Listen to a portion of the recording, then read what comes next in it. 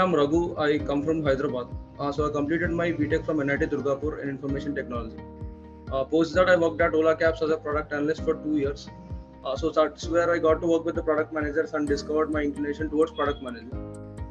So looked at what they've done, their background. So many of them come from an MBA background, so decided to pursue an MBA. Completed my MBA from IIT Bombay. While in IIT Bombay, I got a chance to intern at eBay as an intern at their product team. So started off my career as a technical program manager at Paytm. Currently working as a product manager at Paytm.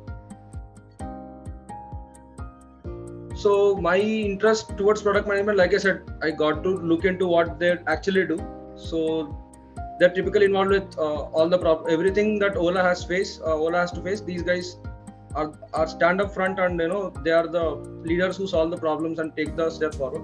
So that's how I got the interest. So now when I got into the B school, so like I said, all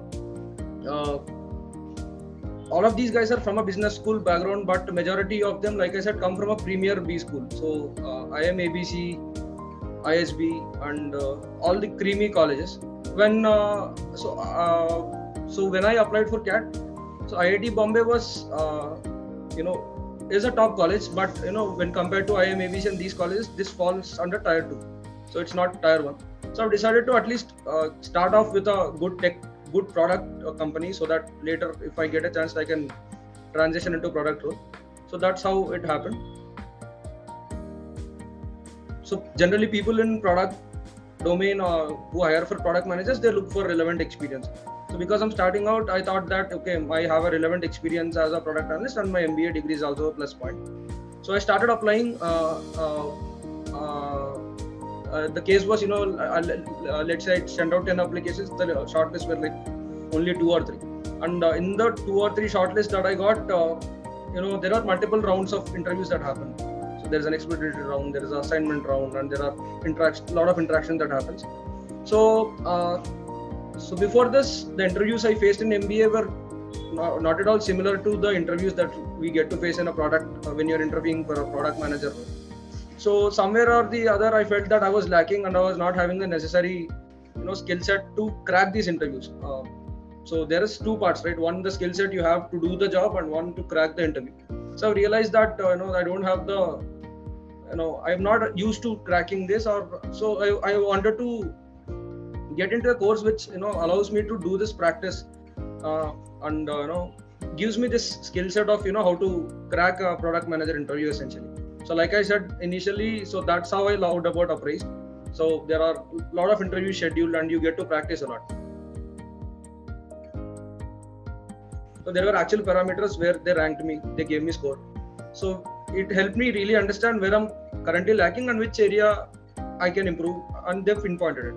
Post that, there are a lot of peer-to-peer interviews happening, and these peer-to-peer interviews also, there was a solution, there was a question, everything was pretty detailed.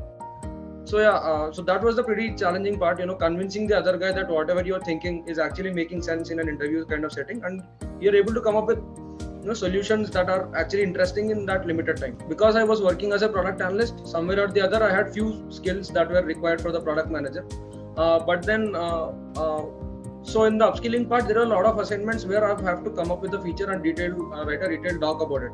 So starting from the minimal detail to the actual ground level details of how I'm going to implement that.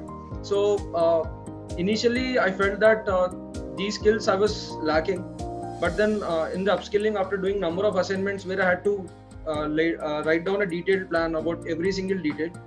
In the actual job also, so you are the guy. Anything that you propose, people will come to you and ask you, what is this, what is that? Every minimal detail, the dev teams, they come to you because you are the product manager. So I think as a product manager, you are expected to know about a thing that you're wanting to implement end to end. And it's not that you know that end to end, it's also need to be properly documented so that the other candidates can also easily understand that. So I think that is one essential learning and one skill that I've acquired in that upskilling process. That the company looks for an internal transfer is, first you have to establish your credibility at the company. They have to be sure that in the current role, you as a candidate, how are you? what are your traits, like are you hardworking and are you reliable and things like that. Pretty that establishes your credibility at the organization. So apart from that, well, your credibility is established. Now they want to look at if you are actually fit for the job. So to look at are you actually fit for the job, they also follow a similar process. They interview you just like any other candidate. So at Paytm, the process was, well, I was working as a TPM, and in 6-7 months I was working as a TPM. I felt that okay, I was able to establish my credibility there. So then I expressed my interest of wanting to pursue a career in product management.